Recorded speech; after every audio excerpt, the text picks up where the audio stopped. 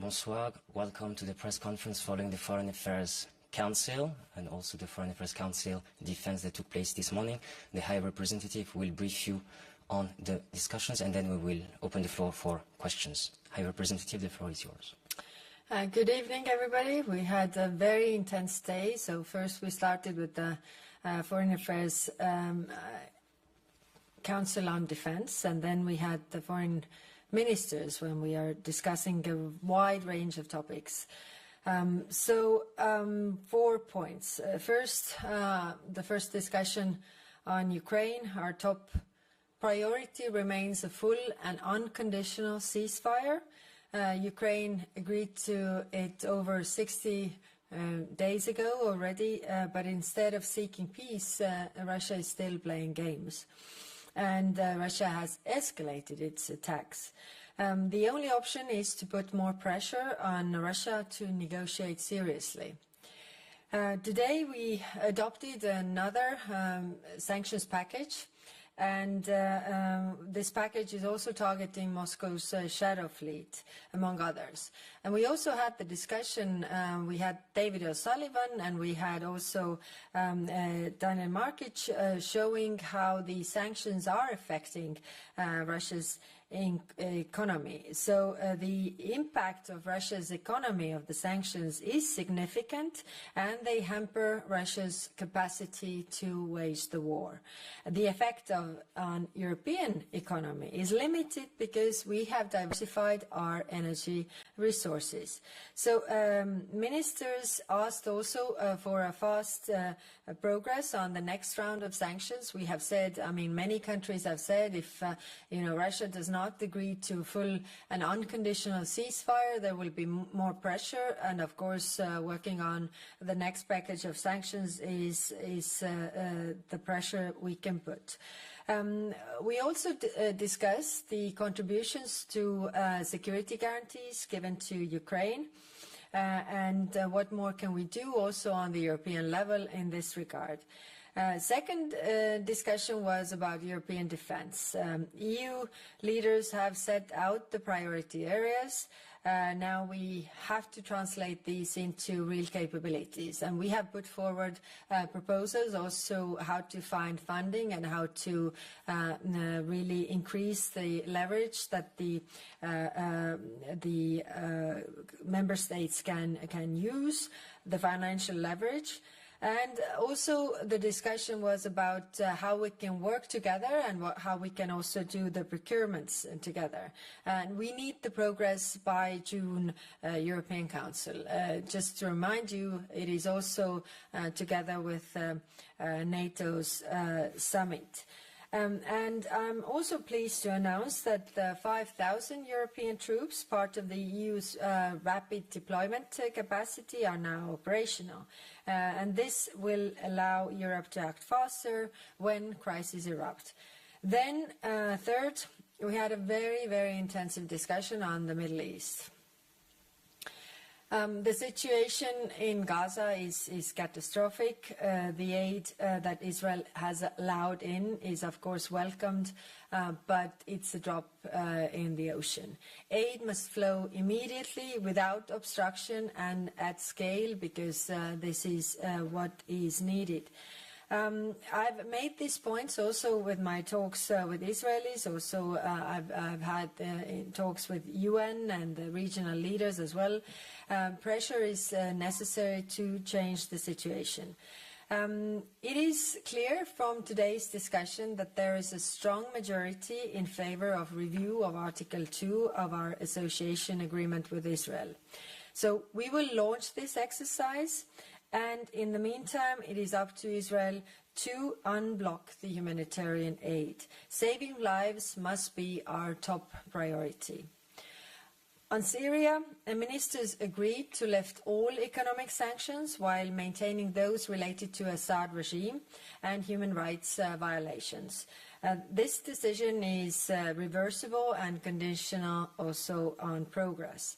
There can be no peace without the path to economic recovery, and we all need a stable Syria. Is everything really ideal there? No, it is not. It's very clear, but I think we need to give the Syrian people a chance. Then we also discussed the situation in Daesh camps, in addition to ongoing fight, work with fight to radicalization. A financial package worth of 18 million euro will go towards improving the conditions in the camps. And finally, in a time of growing, unfiltered content, independent journalism is more important than ever. And that's why I'm pleased to announce that we are preparing a 5.5 million euro contract with the European Endowment for Democracy, and this will support the vital work of Radio Free Europe. It's short-term emergency funding designed for the safety net for the independent journalism. So I'm happy to take your questions now. Thank you, High Representative. We will start. Olivier Beau from AFP Agence France Presse. European leaders keep saying that they want to strengthen sanctions against Russia. Some of them even mention massive sanctions. You mentioned the 17th package, but we all know that this package has been in discussion a long time ago, way before the necessity of imposing more sanctions was raised by some leaders. So could you give us some more details on this sanction? What kind of sanction could be really a game changer for Russia? Thank you. Yes, thank you. It is true that the 17 package was already in process, but it's not a long-time process, because if you think about, I think our last package was in February, so if I remember correctly, and now we are in May. Next package now. Yes, the announcements of countries to say that to put more pressure on Russia after it is clear that they are not wanting peace and do not agree to unconditional ceasefire. It is something that we are working on. So what is the most the strongest of this package is, of course, energy. The oil price cap is clearly something that has a clear effect on Russia's economy. There are, President von der Leyen has pointed out also what is there regarding Nord Stream. It's more for the future, that is true. There are also discussions about banking services. So, but I think the most important is the oil price cap, really, because what we heard today from the intelligence as well was that, Russia's economy is not doing well. And, so far they have been able to cover this with propaganda, saying that, economy is rising actually, and there's nothing to see here. But now they can't even cover it with the propaganda anymore. And they are saying that it's in stagnation. So, energy is a big part of the Russia's national fund, which is almost completely depleted. So if you can put more pressure there, then it would be also the pressure that might help to end this war. Nourdine. Nourdine Fridi Al-Arabia. Madam High Representative, about the decision on Syria, do we understand that, in your view, Syria is in the right direction, the right track? And this decision of lifting the sanction, is it also a consequence of the historical one that Mr. Trump took last week in Riyadh? And about Israel, is there any deadline for the reviewing the association agreement? Let's say next FAC or.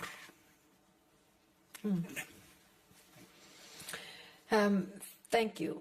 First, on Syria, like I said, is everything going very well? No, it's not. But I think the question that we have two choices. Either we give Syrian people a chance that they have services, they have jobs, and their salaries could be paid, so that there is less radicalization in Syria. Or we don't give that opportunity, and then we also don't have any say on the human rights and all the issues that actually worry us.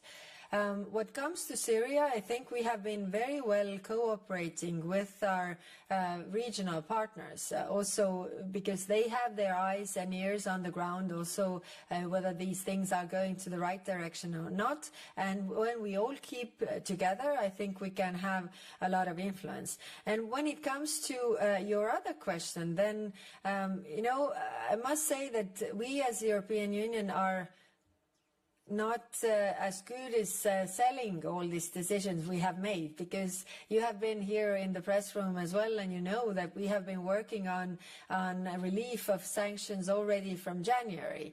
So we did the first package then, I think it was February, but I might be wrong, but anyway, in the beginning of the year, and we have been working on the technical details. It's true, in European Union it takes much more time because we are 27, we have very intensive discussions. It is maybe easier in some countries when you only have one person who makes the decisions. But I think I'm proud that we have been able to reach agreement today.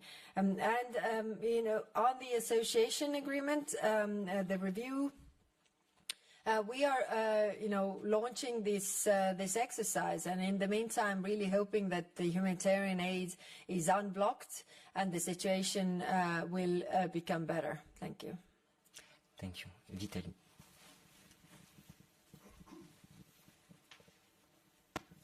Thank you, Vitaly Sizov, UATV, Freedom. Yesterday, President of United States, Trump, said that he does not want to impose new sanctions against Russia, but today you adopted new package of sanctions. Ukrainian minister and his EU colleagues said that it's very important to coordinate sanction policy with the United States. Was your decision today coordinated with Washington, and do you coordinate sanction with the United States? On top of this, what do you think about the sanction initiative spearheaded by U.S. Senator Lindsey Graham? Thank you.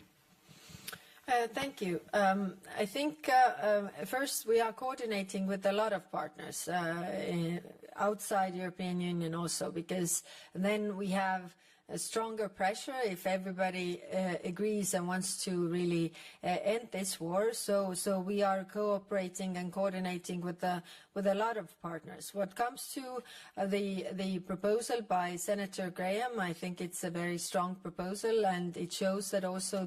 Thank you. Jorge, over there.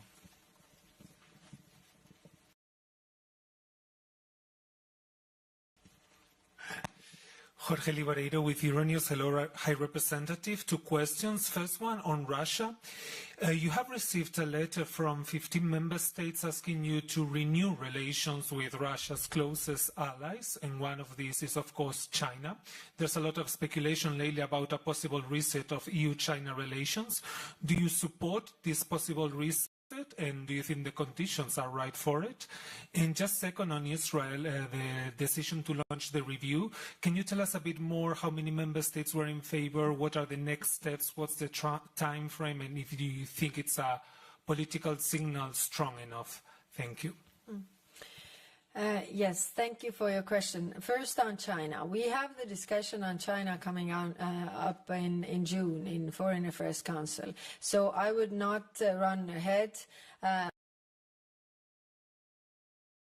Member states on China, because we are in this turbulent and changing world, and we need to listen what are the views around the table to put together really a common position.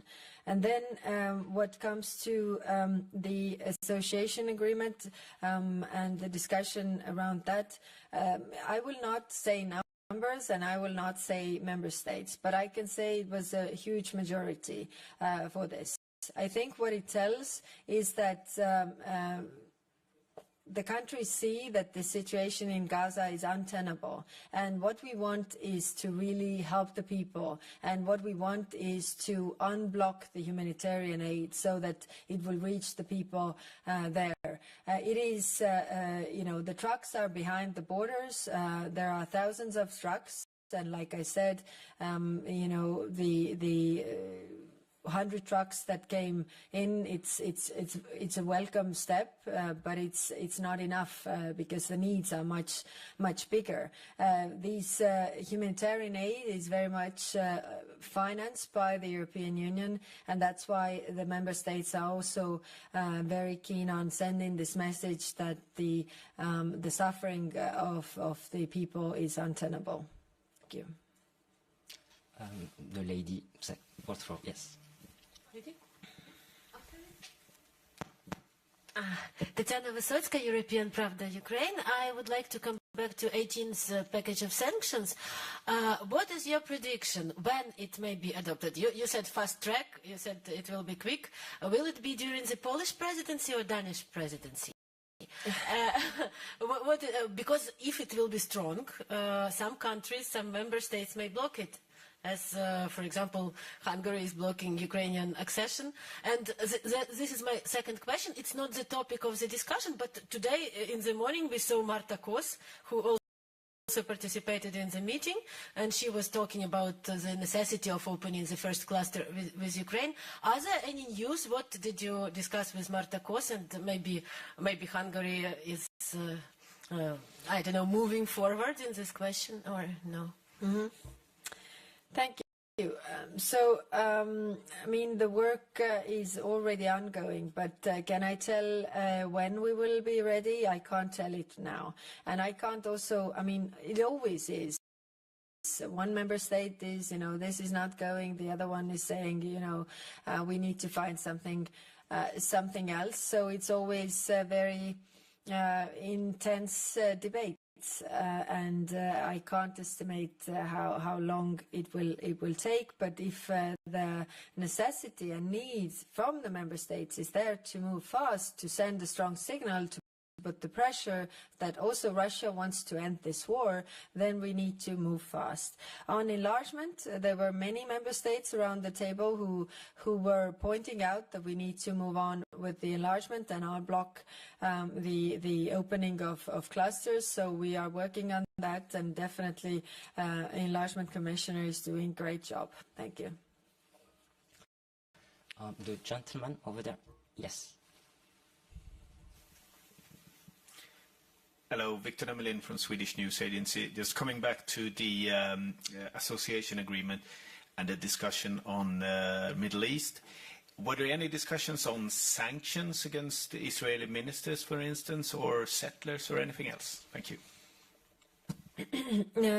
Yes, the sanctions on settlers, we have, it's prepared. We have had those discussions, but unfortunately, it was blocked by one member state. Thank you. Maybe last question. We'll go for the lady with the green suit. Excuse me, Mike, please, for the lady with the green suit. Thank you very much. Thank you so much, Valentina Vasileva. So my question is about oil cap. Today, Andrei Sibiga asked for decreases oil cap till $30 per barrel. Now it's 60. Before Reuters, I think, wrote that EU wants to decrease it till $50. Do you think it's realistic without the United States? How realistic do you think it is? And if you can a little bit elaborate about help for Radio Free Europe, how will it work, when they will receive this money, and etc. Thank you so much. Thank you. Oil price cap. Just recall when we first agreed the oil price cap, the agreement was between all the parties that it will be, if the market price goes down, then it is always lower than the market price. That was the initial agreement by all parties. Now, when the price actually got down, we didn't do this step of having it lowered. I mean, the discussions, and then we had the U.S. also on board. Right now, I know that in this big package of sanctions that the Senate is preparing, it's also the oil price cap. So the necessity is there. But can I predict how it is going? I can't, because the work is ongoing. And on Radio Free Europe, if we look at the total amount of funding that they have for operating all across the globe, then it's clear that Europe can't step in with all this funding that is necessary. So our focus should be really to help Radio Free Europe to work and function in those countries that are in our neighborhood and that are very much dependent on news coming from outside on Radio Free Europe, whether it's Caucasus, whether it's Central Asia. So to have it functioning, like I said, it is the short-term financing, and we need also member states to come in to find solutions for the long-term financing. But when we had the discussion with the commissioners, external affairs commissioners, also about the foreign aid withdrawal by United States and where we step in, the discussion was about being strategic, and we gathered from the member states what are the strategic areas where we come in with the European money, because we can't fill the void with everything. And one of those was free media. So this goes in line with those understandings from the member states. Good. Thank you. This concludes our press conference. We will be back here tomorrow after the ministerial with the African Union. So have a nice evening. Thank you very much.